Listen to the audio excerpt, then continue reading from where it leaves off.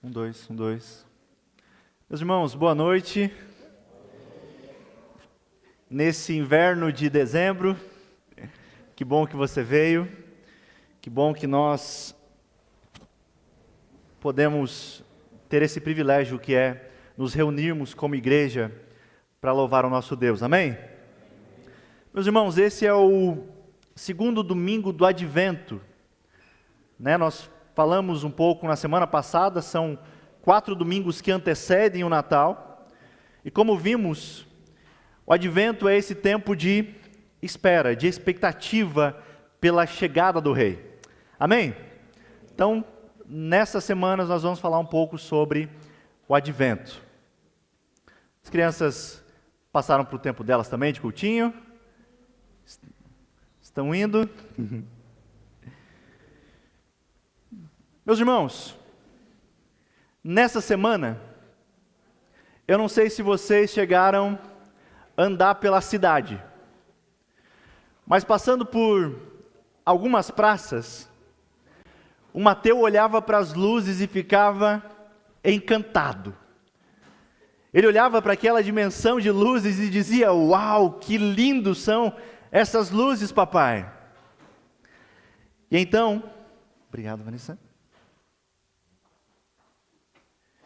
Diante daquela imensidão de luzes, de enfeites, eu perguntei para ele: "Filho, do que você se lembra do Natal?"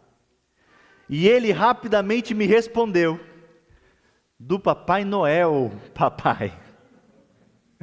Não é por não ensinarmos, é que infelizmente o seu verdadeiro significado vem sendo esquecido.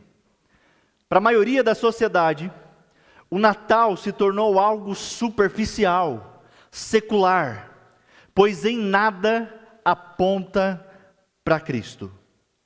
Nós estamos imersos nessa sociedade secularizada. Até mesmo quando nós olhamos para as canções natalinas, nós vemos o abandono do verdadeiro significado. Um exemplo disso é aquela famosa canção que diz: "Então é Natal. E o que você fez?" Parece meio legalista, né? É legalista. Basicamente depende de algo que nós fazemos. Parece que o foco das canções natalinas estão mudando. Ano após ano estão se distanciando progressivamente do verdadeiro sentido do Natal. E como eu citei uma canção, nessa noite, apesar de eu não ser músico, eu quero falar sobre música. Eu quero falar sobre um cântico, o cântico de Maria, Magnificat. Amém? Convido você a abrir a sua Bíblia no Evangelho de Lucas, capítulo 1. Nós faremos a leitura dos versículos 46 a 55.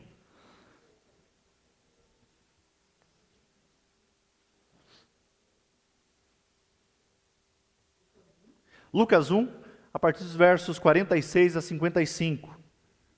Quando os irmãos abrem, eu aproveito para tomar uma água.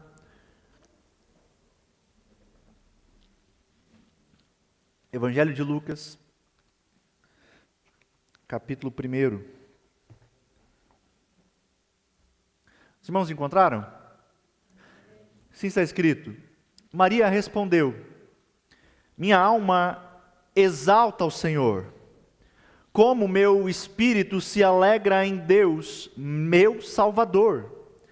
Pois Ele observou sua humilde serva, e de agora em diante todas as gerações me chamarão abençoada. Pois o poderoso é santo, e fez grandes coisas por mim. Demonstra misericórdia a todos que o temem, geração após geração. Seu braço poderoso fez coisas tremendas. Dispersou os orgulhosos e os arrogantes. Derrubou príncipes de seus tronos e exaltou os humildes. Encheu de coisas boas os famintos e despediu de mãos vazias os ricos. Ajudou seu servo Israel e lembrou-se de ser misericordioso, pois assim prometeu a nossos antepassados, a Abraão e a seus descendentes para sempre. Amém? Meus irmãos, quando nós olhamos para as Sagradas Escrituras, nós vemos que elas estão repletas de canções. Desde o Antigo Testamento nós vemos claramente isso. Vemos cântico de Moisés, de Miriam. Pegou a referência, né, Miriam? Vemos cânticos diversos. E quando adentramos nos evangelhos, quando entramos no evangelho de Lucas, o médico amado, nós vemos que esse evangelho é musical. Isso se dá pelo fato de Lucas registrar no seu evangelho pelo menos 5 cânticos natalinos, ou cânticos de natividade. Você pode encontrar o primeiro cântico em Lucas 1, 42, que ficou conhecido como Beatitude, o cântico de Isabel. Depois, Lucas 1, 46, 55, que é o texto que lemos, o cântico de Maria, Magnificat. Depois, Benedictus, que é o cântico de Zacarias, Lucas 1, 68 a 79. Depois, o cântico dos anjos, Lucas 2, 14. E por último, o cântico de Simeão, Lucas 2, 29 a 32. Nós vamos ver um evangelho musical.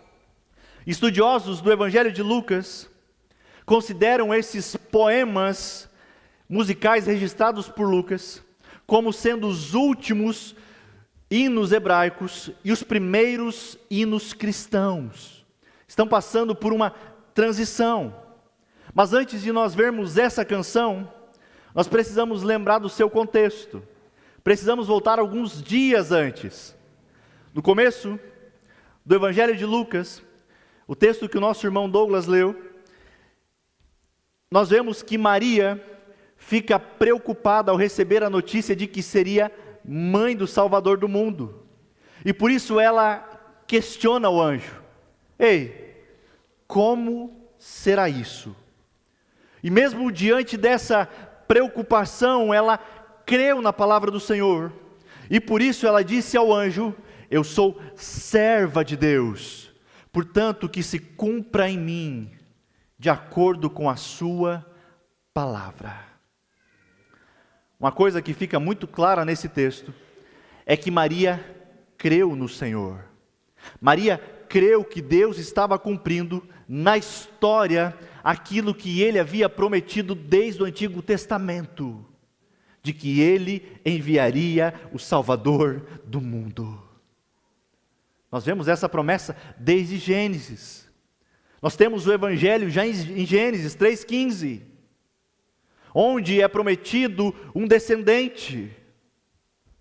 Toda a Escritura está permeada de Evangelho. Maria tem essa certeza. Ela tem a certeza de que Deus faria sua obra para o bem do seu povo. E diante disso, Deus leva ela a uma das declarações mais belas de toda a Escritura. Desconsiderando toda consequência negativa que poderia vir de uma gravidez inesperada, e fora do casamento, Maria se declara pronta para a missão que lhe foi confiada. E a pergunta é: quantos de nós, mesmo com anos de fé, somos capazes de entregar a nossa reputação em nome do Senhor? Ela creu que estava para nascer o Salvador prometido. Esse é o verdadeiro significado do Natal. E diante dessa dádiva, diante desse presente maravilhoso, Maria louva ao Senhor. Eu acho que é exatamente o que devemos fazer. Inicialmente, antes de nós entrarmos nessa canção de Maria, existe algo que deve nos chamar a atenção no seu cântico. O quê? O conteúdo do louvor, da adoração de Maria. Se você tem familiaridade com as Escrituras, você vai perceber que o cântico de Maria está cheio de passagens bíblicas. Cada palavra ou expressão do texto parece ser uma citação do texto sagrado, ou uma alusão a alguma passagem do Antigo Testamento. Maria inicia a sua oração muito semelhante como Ana iniciou a sua oração. Isso mostra que a palavra de Deus habitava ricamente no coração de Maria. Isso nos mostra que o conteúdo da nossa adoração tem que ser bíblico. Nós não podemos basear o conteúdo da adoração a partir das nossas preferências, a partir dos arrepios. Não existe adoração verdadeira se não for centrada nas Escrituras. É por isso que não existe aquela de, cada um adora a Deus do seu jeito. Deus não quer ser adorado do meu ou do seu jeito. Se assim fosse, Ele não teria condenado Nadab e Abiú por produzirem um fogo estranho. Deus quer ser adorado da maneira que Ele revelou em sua palavra. É por isso que o nosso coração e mente tem que estar cheio das verdades eternas de Deus.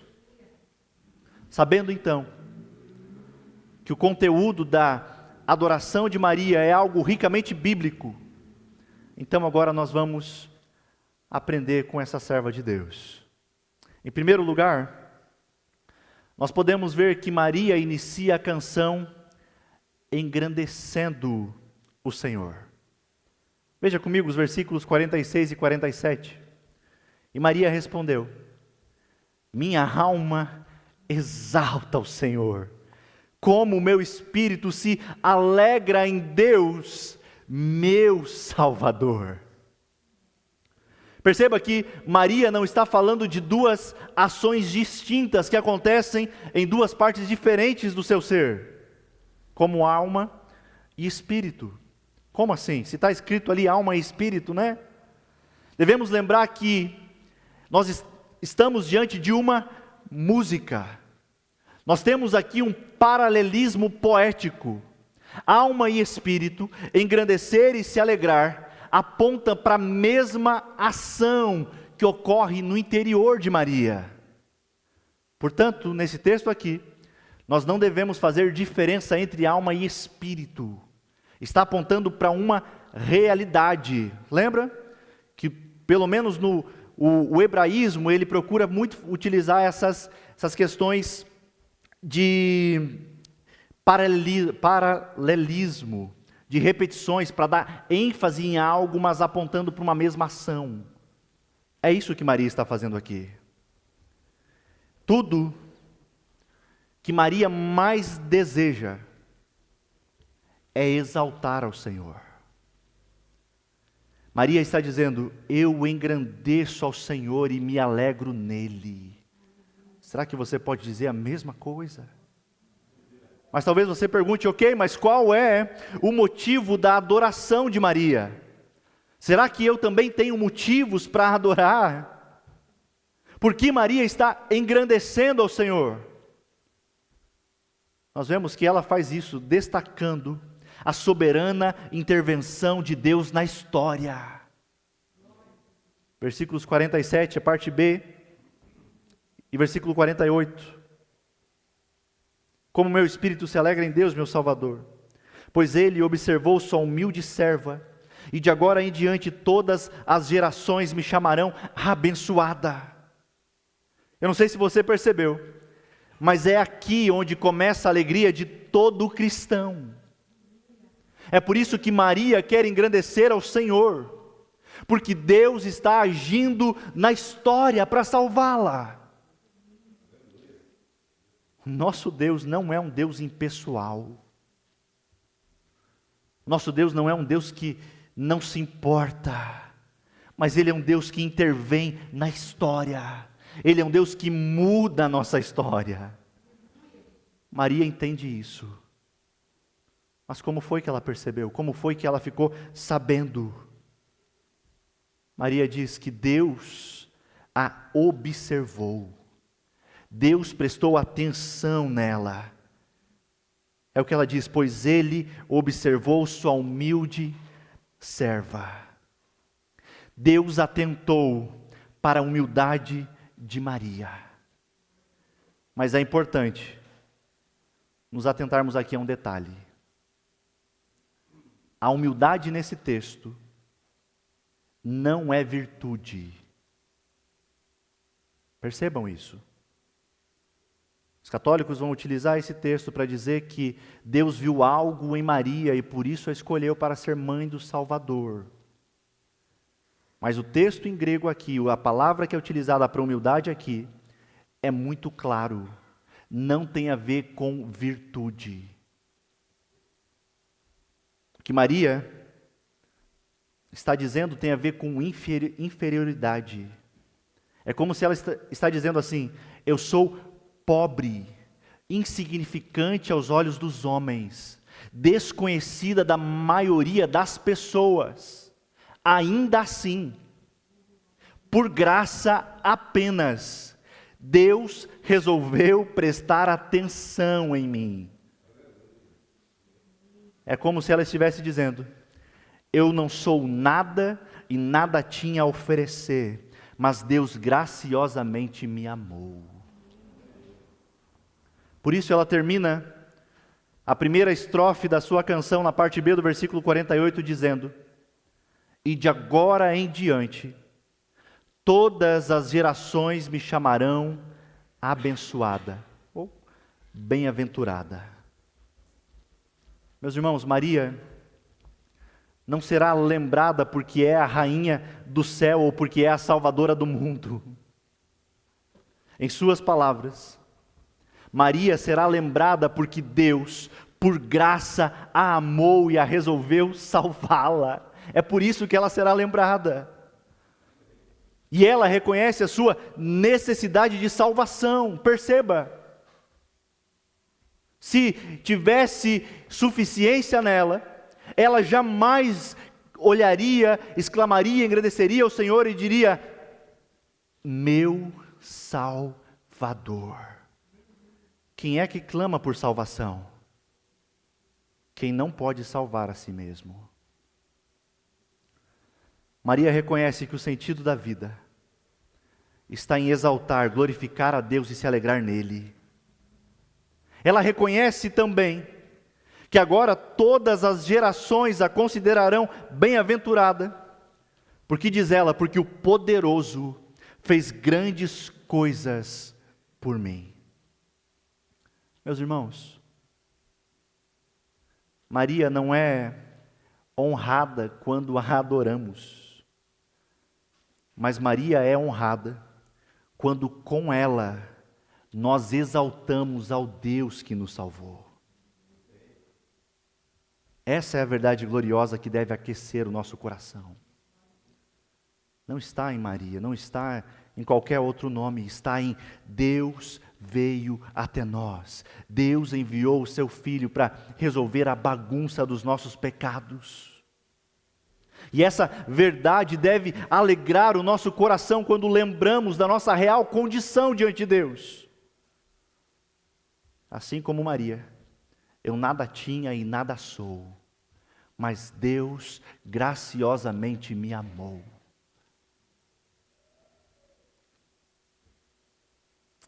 É exatamente o que Maria faz ao mencionar a sua humildade. Se apresenta como alguém totalmente indigna, pequena. Está deixando claro que se não fosse a graça de Deus, ela não seria notada, nem sequer salva. Não tínhamos nada também a oferecermos. Mas Deus enviou o seu Filho para nos resgatar. Não éramos bons. Não éramos suficientes. Não éramos lindos, né? Como tem uns caras falando por aí. Estávamos sujos no pecado. Éramos cegos espiritualmente. Até que Deus decidiu vir ao nosso encontro. O Natal é isso.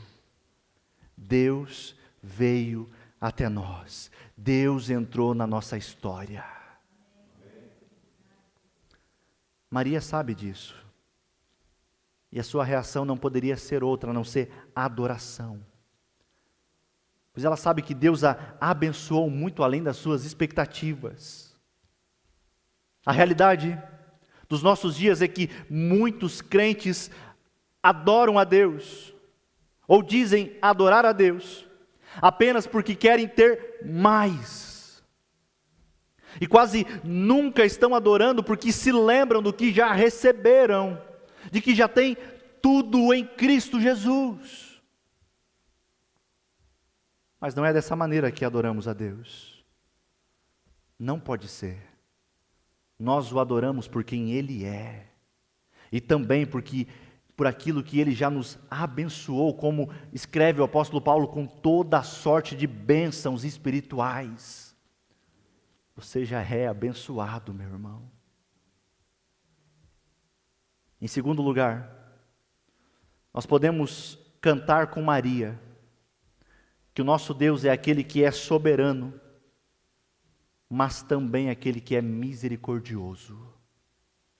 É o que nós vemos nos versículos 49 e 50, onde ela diz: pois o poderoso é santo, e fez grandes coisas por mim. Demonstra misericórdia a todos que o temem, geração após geração. Percebam que Maria louva ao Senhor porque Ele é poderoso, porque Ele é santo, porque Ele fez grandes coisas. Mas esse mesmo Deus, que tem o controle sobre tudo e sobre todos, é também misericordioso. Nós vemos isso nesse cântico. Ela não diz, percebam, que ela também adora dizendo, porque Ele é santo. Maria não diz, santo é o meu nome porque estou grávida do Salvador. Ela diz que santo é o Senhor, porque Ele operou um milagre em meu ventre. E mais, no verso 50 ele diz que ela diz que Deus demonstra misericórdia a todos que o temem. Maria não tem em mente aqui aqueles que se orgulham diante de Deus, aqueles que pensam que podem conquistar a Deus por sua performance religiosa. Mas essa misericórdia exposta aqui se estende para aqueles que temem ao Senhor, para aqueles que amam a sua volta. Como escreve um comentarista, ele diz: esse verso nos garante que Deus jamais falha com o seu povo, e a sua misericórdia se estende de geração a geração. É isso. Por isso que nossa igreja, nós também batizamos crianças. Não se escandalizem. Por quê? Porque nós cremos que Deus tem um plano não apenas para o indivíduo, mas para a família. É isso que cremos. Que Deus trabalha por meio de famílias, de alianças com o seu povo. É o que nós queremos. É o que queremos proclamar e dizendo, assim como Josué: eu e minha casa serviremos ao Senhor. Mas se cremos nisso, por que negligenciamos a próxima geração? Por que temos orado tão pouco pelos nossos filhos? Por que não estamos ensinando-lhes a palavra? Se cremos nisso, por que não cultuamos em família? A misericórdia do Senhor se estende de geração após geração. Não esqueça disso. No entanto, por melhor que seja essa notícia, nem todos irão desfrutar. É o que nós vemos no versículo 51. Seu braço poderoso fez coisas tremendas. Maria está falando do braço poderoso do Senhor. E ela diz: o seu braço dispersou os orgulhosos e os arrogantes. Sabe o que é isso? Perceba que ela está fazendo um jogo aqui. Ela está inicialmente falando daqueles que o temem, e agora ela fala de quem são orgulhosos e arrogantes. E ela faz isso porque Deus sabe quem lhe teme de verdade e sabe quem o despreza. A verdade é que Deus conhece o íntimo dos homens. Ele vê e percebe a arrogância quando ainda está na mente e no coração do homem. É por isso que com o seu braço Ele dispersou os orgulhosos e arrogantes. Que o Senhor nos livre de toda arrogância e orgulho, e que possamos andar no temor do Senhor. Que não esqueçamos que Deus é bom e misericordioso para o seu povo. Mas a grande questão é: você é povo de Deus? De acordo com esse texto, uma prova de que você pertence ao povo de Deus é o quê? Você o teme? Você o teme de verdade lá fora? Quando entre os homens, diante das tentações, e quando é chamado a fazer o que desonra a Deus? Você se lembra dele o tempo todo diante de todos os desafios da vida? Sejamos sinceros, você leva realmente Deus a sério? Você anda perto dele o tempo todo? Ou será que, como tantos outros crentes, você se aproxima dele somente quando precisa de algo material? Maria o teme. Maria não quer que o seu nome seja grande, mas ela quer que o nome de Deus seja engrandecido. Será que é o mesmo que queremos?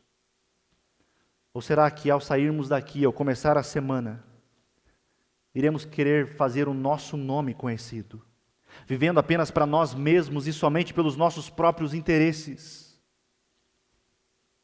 É por isso que nessa época de final de ano, nesse tempo de reflexão, nesse tempo de entregas de metas, de confraternizações, de festas, que você aproveite esse tempo e reflita. Que você aproveite esse tempo e também não fale apenas dos seus feitos. Não fale apenas das metas que você bateu, das conquistas que realizou neste ano. Fale da graça dele. Aponte para a bondade dele. Aproveite esse momento para celebrar a graça de Deus. E que assim nós possamos nutrir no coração humildade e gratidão a Deus. Para que então nós possamos dizer, como salmista: nenhuma glória ao nosso nome, só a Deus seja glória para sempre. Por fim, nós podemos cantar com Maria sobre aquele que é juiz e fiel à sua palavra. Versículo 52, Maria diz: derrubou príncipes de seus tronos e exaltou os humildes. Como falamos no começo, a canção de Maria é repleta de passagens bíblicas. Quando olhamos para isso, para essa declaração maravilhosa, a gente precisa entender que o que Maria tem em mente é a história do povo de Deus. Ela está pensando no Antigo Testamento.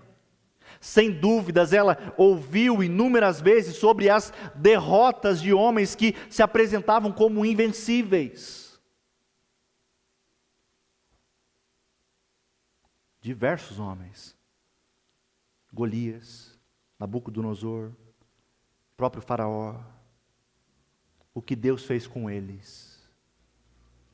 Deus os derrubou dos seus tronos e exaltou os humildes. Mas segundo o texto, o Senhor não apenas derruba e exalta.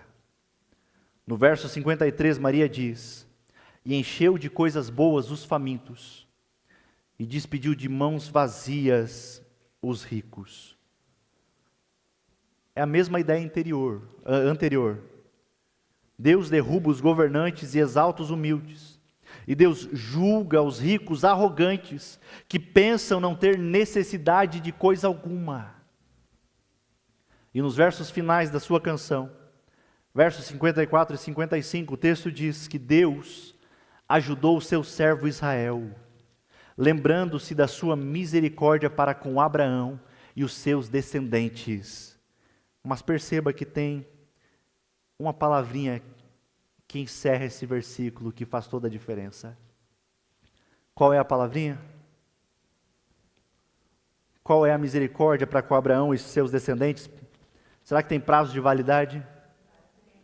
Para sempre. Amém. Essa é a aliança de Deus com o seu povo. Uma aliança perpétua, para sempre, que não pode falhar. Perceba por que Maria sabe e se sente abençoada. Não é porque ela era melhor do que alguém, mas ela se sente abençoada porque ela é parte do povo escolhido e amado por Deus. E este povo não é melhor do que nenhum outro povo. Lembremos que o povo de Deus, em sua essência, é infiel também. Leia o livro de Juízes e você vai ver um ciclo quase perpétuo da impiedade daquele povo. Esse povo são falhos, pecadores. Nós quebramos as nossas promessas, não é assim? Mas a diferença deste povo não está em nós.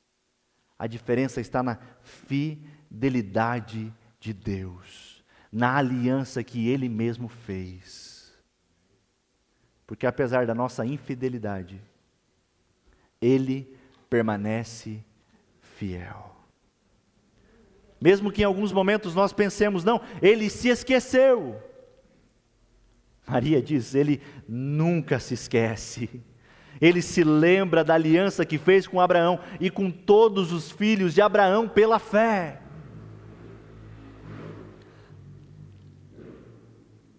Nos dias de Maria, o povo de Israel estava sob domínio de Herodes. Sabe o que é isso? Parecia não ter esperança. Que lembremos disso. Mesmo que nos falte esperança e alegria, lembre-se, no Natal, o próprio Deus está se movimentando para nos salvar em Cristo Jesus. Será que é isso que celebramos? Você tem razões para louvar a Deus nesse fim de ano? É claro que temos, embora esqueçamos às vezes. Mas como Maria, nós podemos cantar que Deus nos abençoou com muitas coisas. Fomos abençoados de tantas maneiras, como indivíduos, como família, como igreja. Mas agora, trate da bênção que você recebeu de maneira certa. Sabe o que é isso? O que recebemos de Deus não tem o propósito de nos enganar, de nos iludir, de nos afastar para longe de Deus. Isso é o que acontece com os incrédulos, porque não conhecem o Deus verdadeiro. Simplesmente eles tratam as bênçãos materiais como se elas fossem seus deuses. E depois que as recebem, eles concluem, agora que temos tudo, seremos plenamente realizados. Mas aí vem um choque de realidade. Diz o texto, que o Senhor os despede como de mãos vazias. Essas pessoas, tendo tudo, jamais se dão por satisfeitas. Nunca desfrutam de felicidade duradoura. Não é assim que devemos tratar as bênçãos de Deus. Se recebemos muito durante o ano, louvemos ao nosso Deus. Mas agora, se estamos vivendo alguma escassez, pensemos muito no que nós acabamos de ouvir. Deus pode saciar a fome. Ele nos ouve, Ele nos atende. E mais do que isso, Ele nos quer por perto. é onde está a nossa felicidade. Não é no dinheiro, embora seja bom. Não é na próxima viagem, embora seja maravilhoso viajar. Não é na promoção, no trabalho, mesmo isso sendo ótimo. A nossa real e duradoura felicidade está no Senhor. É por isso que Maria compreende onde está a sua alegria, o seu contentamento. E ela diz: a minha alma exalta, a minha alma se alegra no meu Salvador. A minha alma engrandece o meu Salvador. Meus irmãos, algumas aplicações para encerrarmos. Quando olhamos para o texto, nós vemos que Maria se reconheceu como alguém humilde. E essa humildade a torna um instrumento de Deus. Em um mundo que exalta o ego, a autossuficiência, a verdadeira grandeza está em se humilhar diante de Deus e reconhecer que tudo o que somos e temos vem dele. Você não é tão grande quanto pensa. Você não é tão bom quanto parece. Você precisa se prostrar aos pés da cruz em humildade. E reconhecer que sem Ele você nada pode ou tem. A pergunta que eu faço é: você tem vivido com humildade? Você tem reconhecido que toda a sua vida depende de Deus? Eu tenho. É mesmo, mas reflita, isso não é da boca para fora? Não, claro que não. Deus é realmente Senhor sobre todas as áreas da sua vida. Deus realmente, você realmente depende de Deus em tudo, para tudo. Ou será que você tem deixado Deus de lado em algumas áreas e diz: não, Deus, deixa aqui eu resolvo. Não tem como. Além de ser Salvador, Ele é Senhor. Sabe o que é Senhor? Curios. Estamos debaixo do seu senhorio, nos submetemos toda a nossa vida a Ele. Outra coisa que não podemos esquecer, é que não podemos cair na armadilha de buscar satisfação nas bênçãos materiais como dinheiro, status, sexo e outras realizações. Essas bênçãos são boas, mas são temporárias e não podem dar a verdadeira felicidade. Assim como Maria, que se alegra em Deus e não nas suas circunstâncias, nós devemos aprender a encontrar a plena satisfação em Deus. Ele é o nosso maior tesouro e é nele que encontramos alegria permanente. Como escreveu John Piper, ele diz: Deus é mais glorificado em nós quando estamos mais satisfeitos nele. Isso tem a ver com contentamento. O glorificamos quando nos alegramos nele, quando sabemos quem Ele é e o que Ele fez por nós. Por isso, nosso coração deve transbordar de gratidão por Jesus. O menino nascido em Belém veio até nós. A salvação é o maior presente que recebemos. Sem Ele, não teríamos nenhuma esperança. Que neste Natal, não façamos como o mundo, mas que Cristo esteja presente em nossa família, em nossa vida, em todo o nosso ser. Amém. Vamos orar. Senhor, Tu és bondoso, misericordioso, Tu és o justo juiz, aquele que com o seu braço derruba os arrogantes e orgulhosos, mas exalta os humildes. Humilde tem a ver com reconhecermos as nossas fraquezas, quem somos, e nos prostrar diante do Senhor e dizer: eu preciso de Ti, eu não posso viver sem o Senhor, eu preciso da Tua graça, da Tua misericórdia, pois longe de Ti não há vida, longe de Ti não há nem existência. Que possamos jamais esquecer que o Salvador veio ao mundo e entrou na nossa história, transformou a nossa história. É esse Salvador que veio humildemente, mas que voltará em glória, onde reinaremos com Ele. Assim aguardamos, para a glória do nome de Cristo. Amém. Amém, meus irmãos.